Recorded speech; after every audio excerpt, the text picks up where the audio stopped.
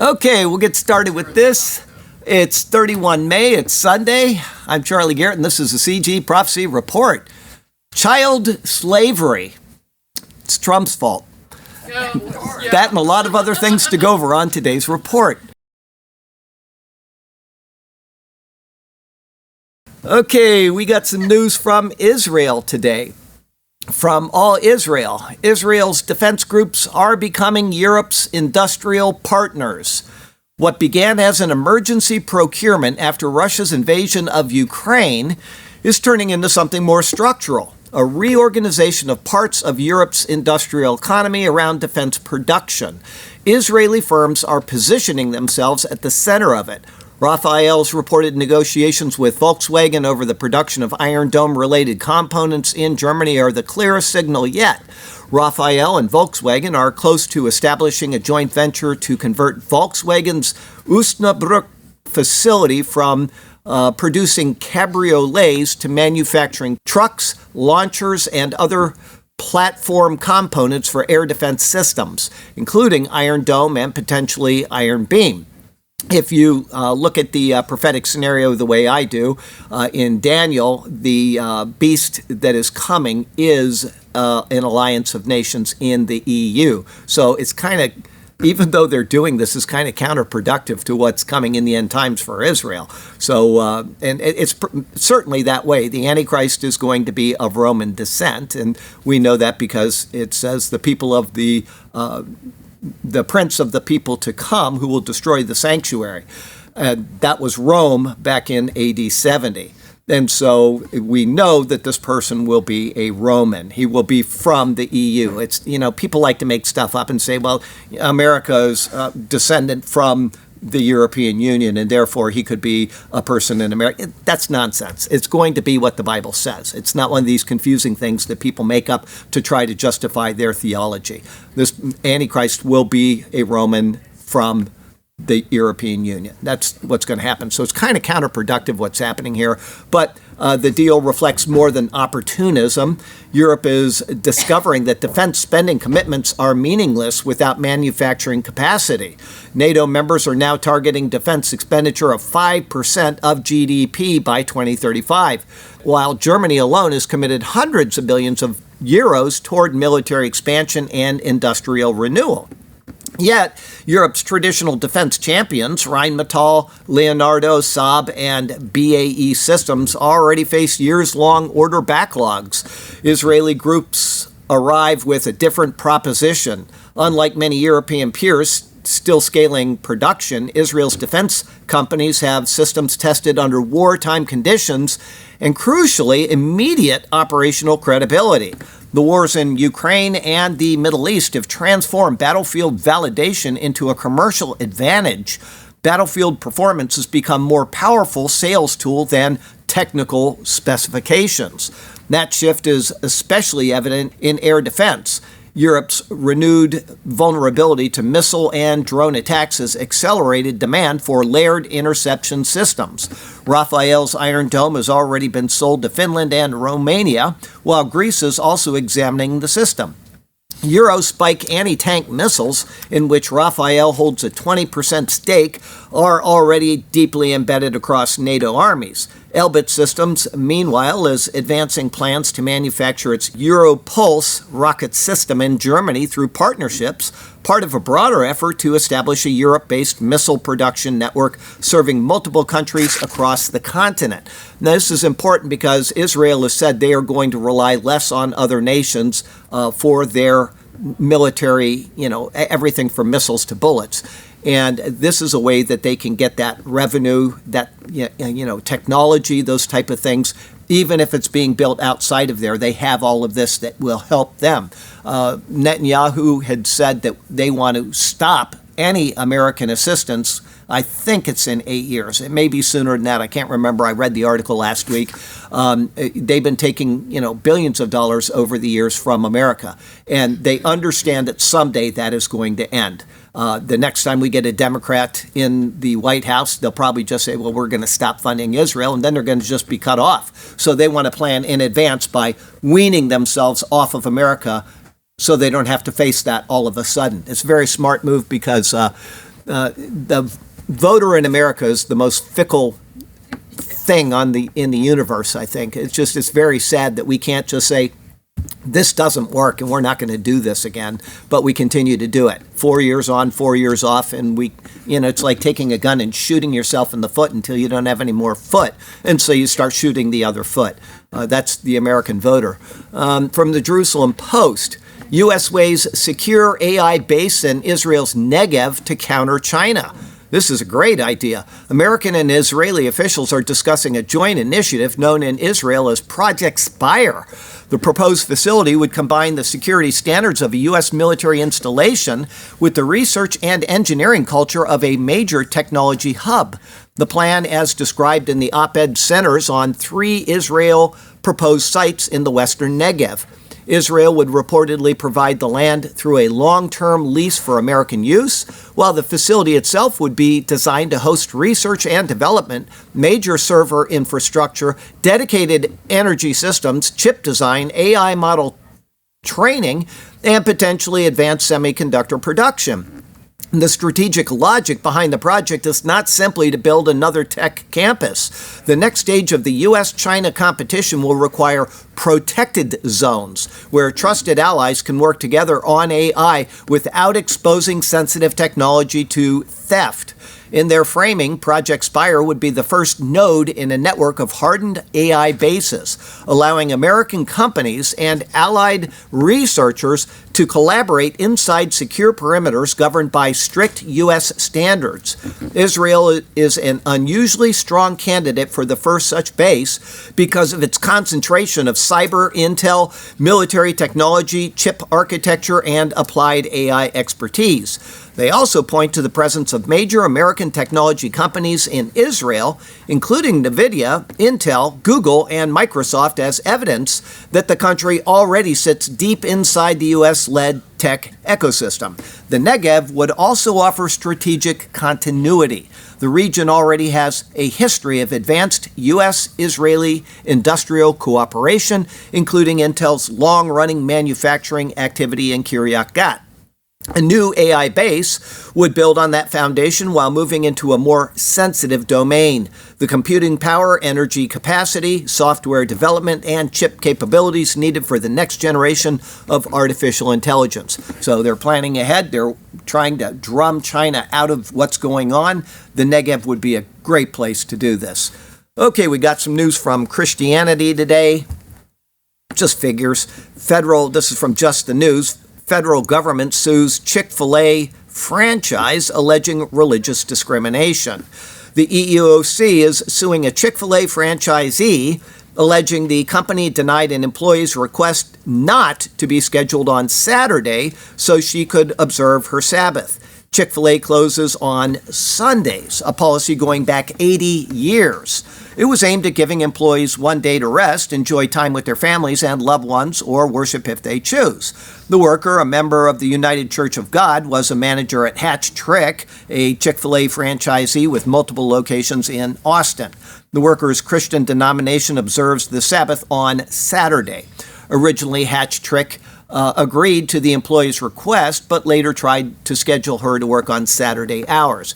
She appealed to management according to the EEOC, but the company told her it would only honor the request if she accepted a lower-paying job with fewer hours and benefits. When she declined the offer, she was fired. The EEOC said Chick-fil-A franchisees set their own employee policies, and Chick-fil-A is not named in the lawsuit. So it's a local thing. It's just one of their local branches, and they set their own policies. There's a couple problems with it. One of the problems here is that she knew when she got hired at Chick-fil-A that they take Sundays off. So that, to me, I find what she did inexcusable. She should have just said, well, you know what, I'm just going to go find another job somewhere else, because there's always jobs somewhere else. But more importantly, she doesn't know her Bible very well, because in Hebrews 4:3, it says, now we who believe, anybody? Have entered our rest, okay? Paul explicitly says in the Bible in Romans 14 that you can worship on any day of the week or no day of the week. It doesn't make any difference. The Sabbath was a picture. It was a sign. A sign is not a thing in itself. A sign is something that points to something else. and that sign points to the finished work of Jesus Christ. So she doesn't know Scripture very well, as a lot of people don't, because there's lots of denominations like this. But if you feel convinced that you have to observe a Saturday Sabbath, then you are setting aside the grace of Jesus Christ. And go read Galatians. It'll take you 15 minutes to read the book. I'd read it 8 or 9 times so that you understand what Paul is saying, and you'll find out that setting aside the grace of Christ carries a very high price. You want to trust in Christ, you want to worship whenever you want, but don't take your bad theology and try to usurp somebody that had a policy set for 80 years to accommodate you. Anyway, Mail Online. Church of Scotland accused of well-intentioned folly as it apologizes for its role in the slave trade. Here we go again.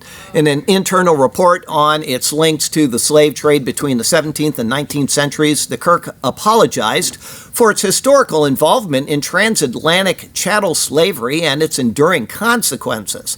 The church says it acknowledges theological justification of slavery, direct and indirect participation in slave-dependent economies, and the material benefits derived from enslaved labor, recognizing the lasting racial injustice and inequality that resulted. Once again, I can't tell you how many problems there are with just this first couple of sentences. I'm not going to get into it, but people need to learn history. They need to learn what actually happened with slavery in the past, what's happening with slavery in the world today, etc. But anyway, however, Lord Bigger, an emeritus theology professor at Oxford University and author of Slavery and the Tyranny of Imaginary Guilt, said the move was nothing more than well-intentioned folly. He's absolutely right about this. The Church of Scotland's apology for its part in transatlantic slavery assumes a racist narrative of white oppression and black victimhood. Yet, Africans have been busy enslaving other Africans and selling them to the Romans and then the Arabs and then the Western European and American countries after that for centuries before the British arrived. The total of African slaves traded across the Atlantic, the Sahara, and the Indian Ocean amounted to more than 41 million. It might be that the descendants of slaves continue to suffer from historic slavery, but that needs demonstration, not just assertion. Today, Barbadians, descendants of slaves, are better off on average than Nigerians, some of the descendants of enslavers.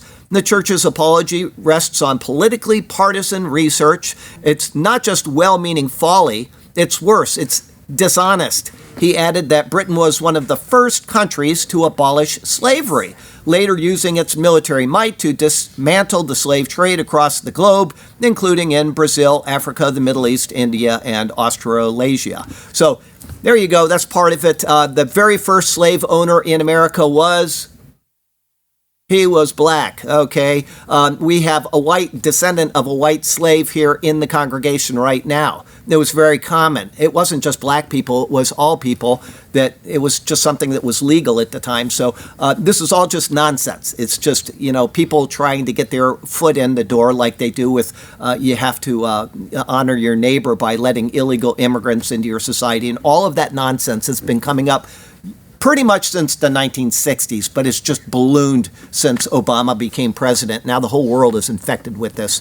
Anyway, got some news from the Mideast and Africa today. From Zero Hedge, BBC report portrays Islamic child slavery in Afghanistan as necessary. So we're talking about slavery, and all of a sudden we come to the BBC saying that it's necessary, when the BBC is the one that's saying everybody needs reparations and it's the worst thing in the world, blah, blah, blah, blah, blah, blah, blah, except in Afghanistan where it's necessary. Anti-immigration movements in the U.S. and Europe have been saying it for years. The Islamic world is barbaric and backwards, built on archaic ideas that are completely antithetical to Western values. Yet, progressive governments and their media allies continue in their attempts to portray these cultures as the same or as sympathetic. The historical Islamic justification for child marriage comes from the story in the Hadith of Muhammad's marriage to a 6-year-old girl named Aisha, which he consummated when she turned 9. Apologists often claim this is limited to the poor, rural backwaters of places like Afghanistan. but it's common in Iran, Pakistan, Yemen, Iraq, and even Egypt.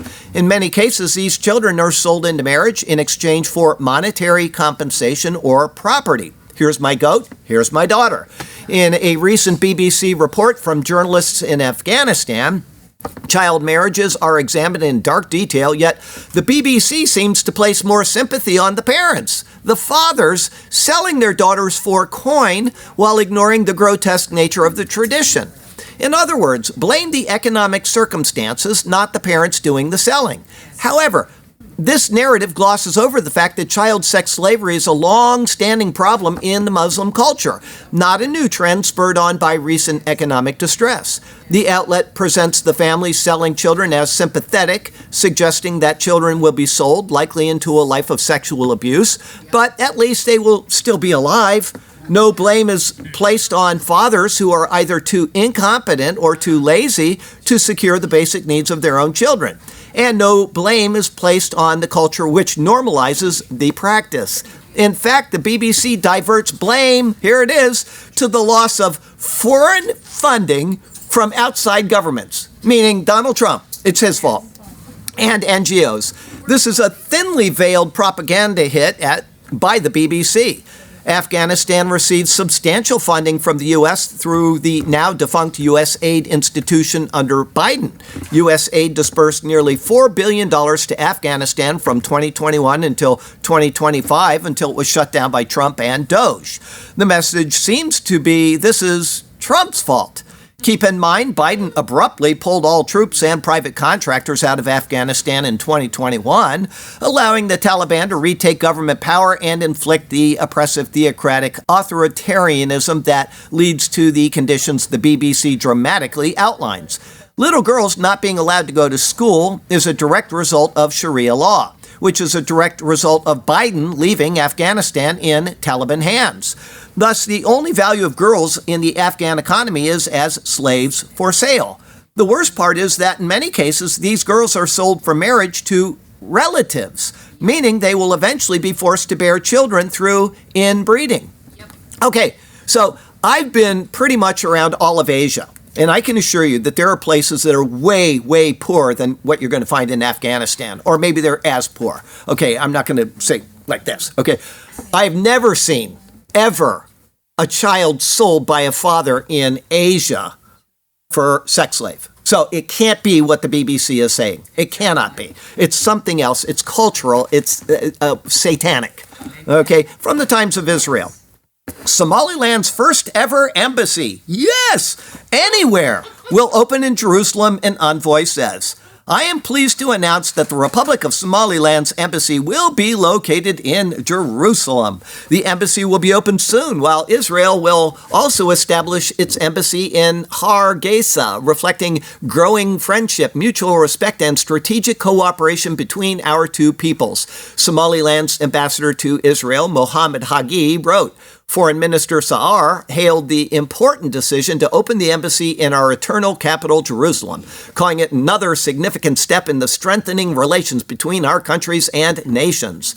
In December, Israel became the first and still the only country in the world to recognize Somaliland, which broke away from Somalia in 1991. We talked about all of the repercussions of that when that happened and how smart Israel was to do that, to divide up the Middle East. The way they did was brilliant. Last month, Israel appointed its first ambassador to Somaliland, Michael Lotem, and Saar visited the country in January of this year.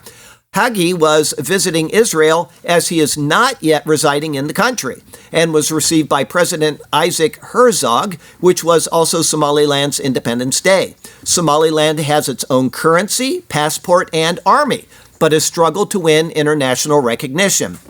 Amid concerns in many capitals that this would provoke Somalia and encourage other separatist movements in Africa. Israel's recognition of the breakaway state drew international backlash. So, good job, Israel. I'm proud of them. I'm proud that they are doing this, and it was brilliant what they did. So, here we go. Mongolia. This is from the Pocket Testament League. A friend sent me this about a week and a half ago, and I thought, I'm going to include this. It's not a news article. It's something that they put out, their own personal article. I think it was on their website. Our partner Pavel and a team from Mission Eurasia visited Mongolia, where they spent time training and encouraging young Christian leaders from across the country. Nearly 120 young believers gathered from different provinces for fellowship, discipleship, and encouragement. It was a powerful reminder that God is continuing to raise up a new generation of believers, even in places many rarely think about and where the gospel is hard to find. What stood out to the team wasn't just the number gathered, but what the number represents. Leaders who will return to their own cities and communities carrying what they've learned. What is it that they learned? Many things, but one in particular. The story continues as these young leaders will spread the gospel across Mongolia for years to come. This is very important. The Mormons have a giant foothold in Mongolia. The Catholic Church has a big foothold in Mongolia. People need the Bible. They need the correct gospel, and they're not going to get it any other way than people getting on their feet and going to places like this. Good job, Pocket New Testament. People in Mongolia can go online and research, but if you're told something by the Seventh-day Adventists or by the Mormons, they're just going to accept it. Okay, this is a problem. I will say this again. I've said it for years. I was reaffirmed in it this morning. I have said, stop watching a whole bunch of prophecy updates. Watch 1 or 2 a week. Make sure one of them is the superior word.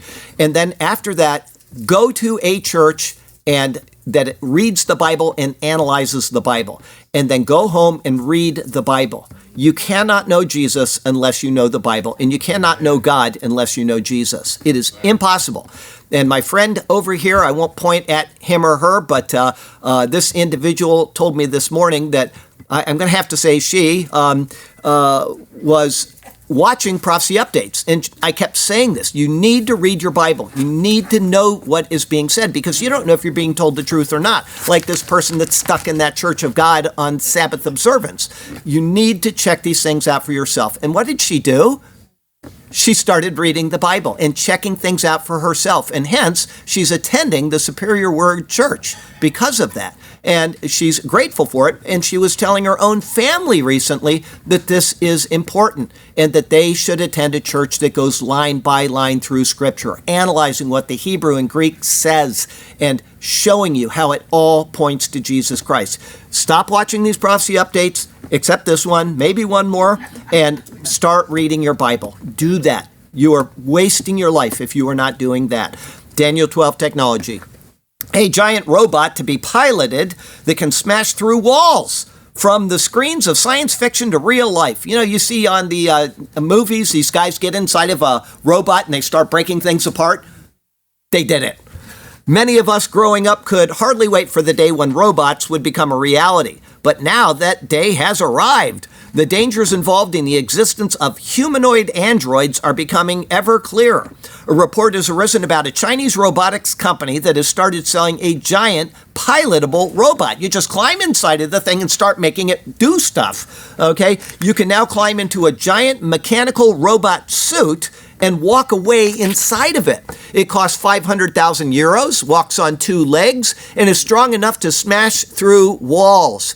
Unitree Robotics unveiled the GD01, which is being billed as the world's first production-ready manned transformable mecha. I don't know what that means, M-E-C-H-A. Go look it up. It's roughly 2.8 meters tall, okay, almost 8 feet tall, and lets a human pilot climb up and operate it from an open cockpit in its torso, just like you see on the movies. It can walk upright on 2 legs in humanoid stance or reconfigured like the Transformers. It's built to move on 4 legs for rougher terrain. The promotional footage by Unitree shows it smashing through a wall of cinder blocks. Unitree has not yet publicly disclosed key details such as battery life, maximum speed, payload capacity, or operating duration. Unitree controls roughly 70% of the global quadruped robot market, and in 2025, it shipped more than 5,500 humanoid robots, which is more than any other manufacturer on Earth, including Tesla. Systems like the GD-01 could be used for rescue in disaster zones or collapsing buildings, or dealing with hazardous industrial waste. There are also obvious military implications, like going into a fight and just beating people and watching their bodies go off like in the movies. Unbelievable. Although Unitree explicitly describes the GD-01 as a civilian platform and warn users to operate it in a friendly and safe manner. That would never happen. If you put me in there, I'd be breaking down walls and it would be great. So this is technology that we watched on TV that we now have in the world. Okay, it's a dangerous world, like the robot world, including the inevitable plagues noted in the book of Revelation. From World Data, red meat allergy statistics in the United States 2025. Okay, red meat allergy, medically known as alpha-gal syndrome, AGS, has emerged as a significant public health concern across the United States in 2025. This tick-borne allergic condition represents one of the most unusual food allergies discovered in modern medicine. Can anybody tell me what you're allergic to? I've reported on it. Meat. You can no longer eat meat. Characterized by delayed allergic reactions to mammalian meat products. Unlike typical food allergies that manifest within minutes, AGS symptoms appear 2 to 6 hours after consuming red meat, making diagnosis especially challenging for both patients and healthcare providers.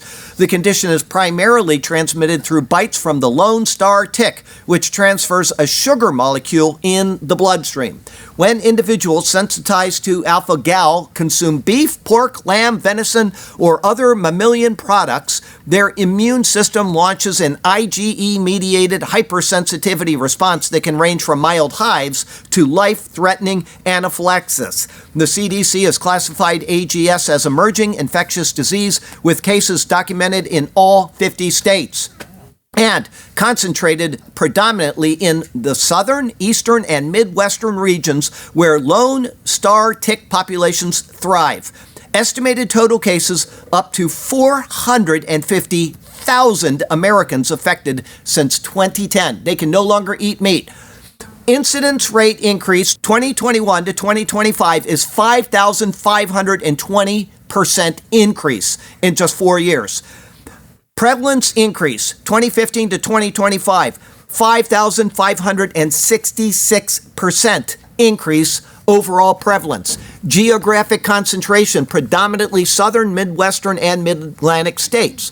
The number of red meat allergy cases in America has experienced unprecedented growth over the past decade, according to the most recent data from the CDC. More than 110,000 suspected cases were positively identified between 2010 and 2022 through laboratory testing.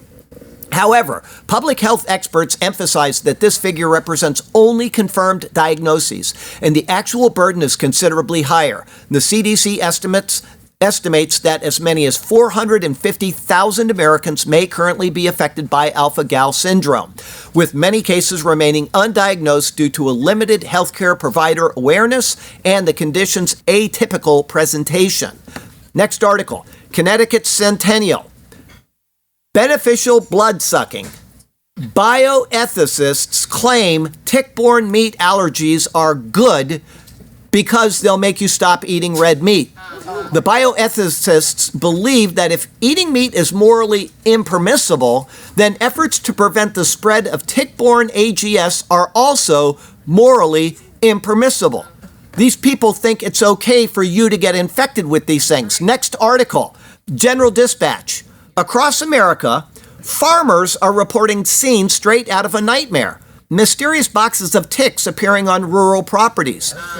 People that don't like meat and don't like you eating meat are apparently spreading this stuff around America, and that's why we have such a high increase of this going on. That is insane, and if somebody gets caught doing that, they should be taken out, well, after a trial. And you know what I think should happen to them. The apps, I got to tell you, that is inexcusable that this would be allowed and allowed to stand. If you are caught doing that, there ought to be repercussions that are life-threatening, and I won't go any further. Morality. The post-millennial. American Bar Association ends DEI accreditation requirement for law schools. The ABA has gone totally woke. Well, guess what? Trump was going to cut them off. And so they've suddenly ended their DEI accreditation. So it comes back to money, like all things with lawyers. Lawyers, I got a couple online right now.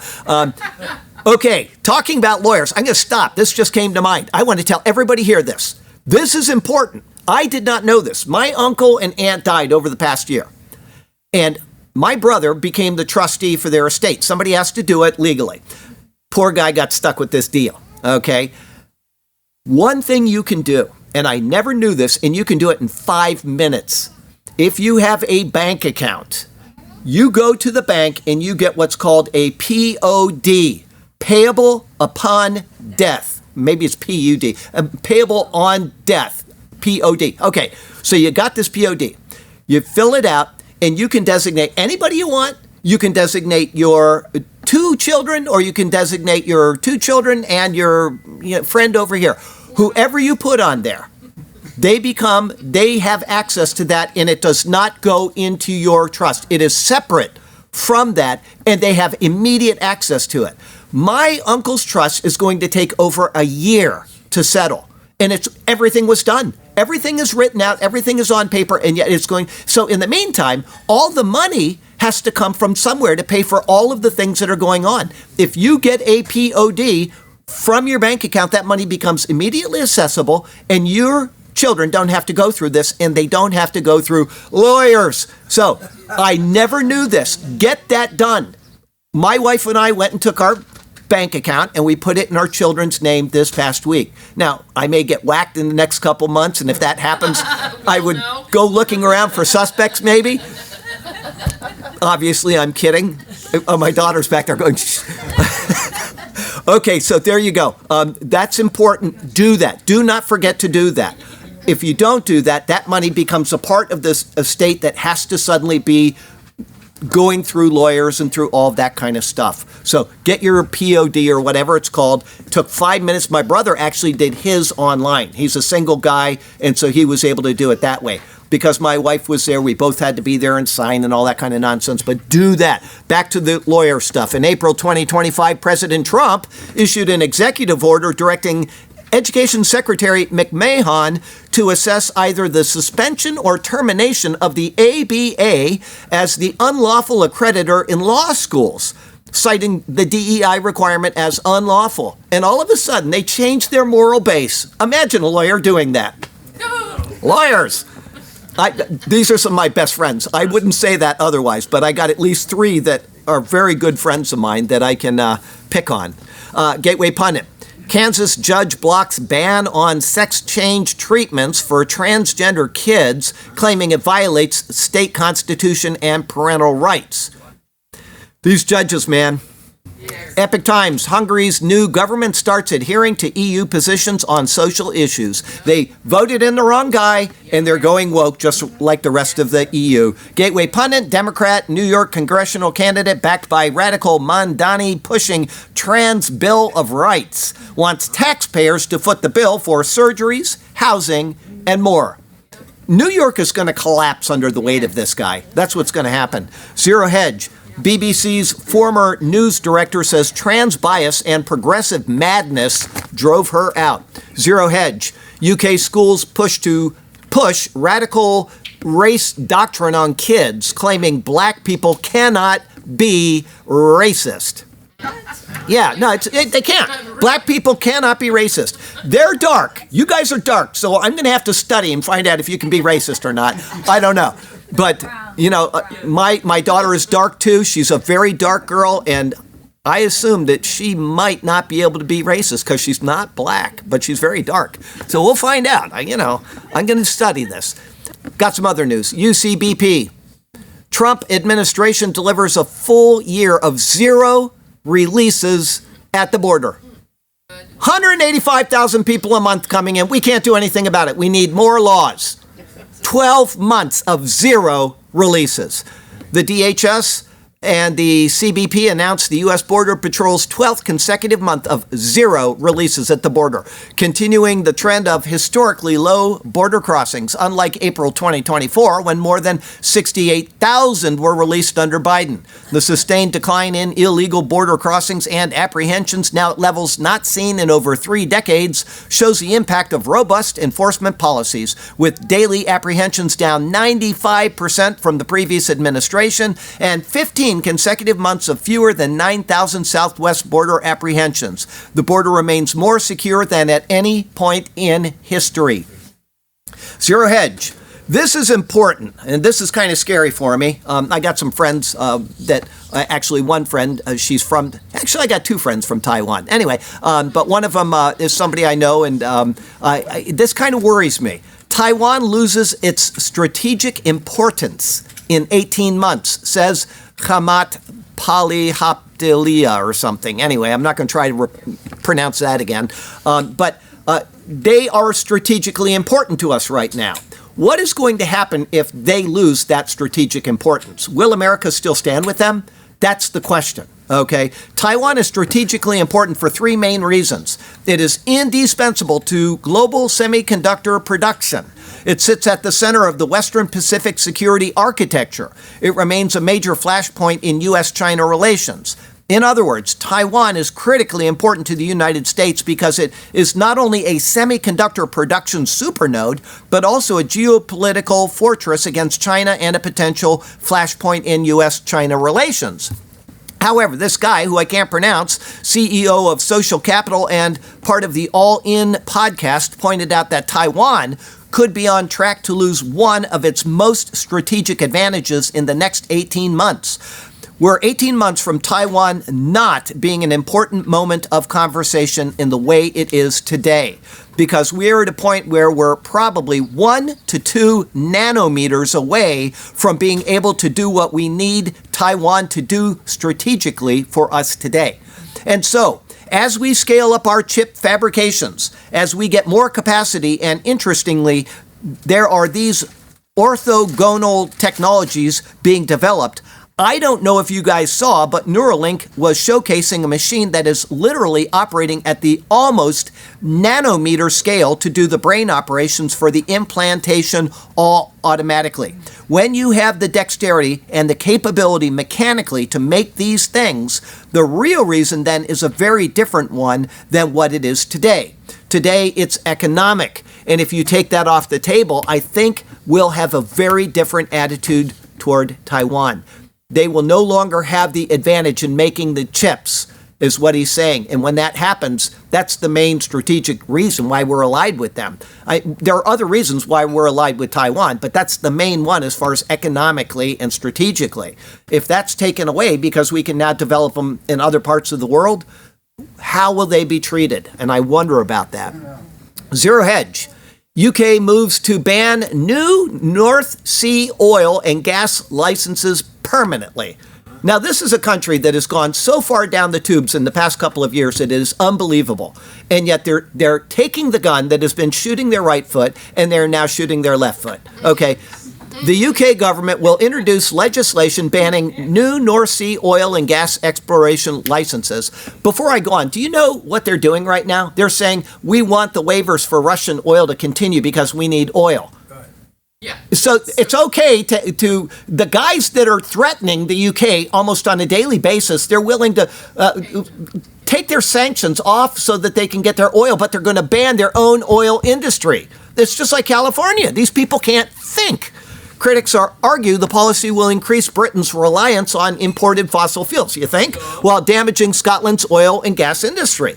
Rising oil prices and disruptions tied to the Iran conflict have intensified political pressure on Labour to reconsider the ban. The government will make it illegal to grant new oil and gas licenses in the North Sea, the King said at a state opening of Parliament, in a sign ministers are refusing to buckle in the face of a barrage of criticism that the policy is depriving the UK of billions of pounds in tax receipts without helping the environment.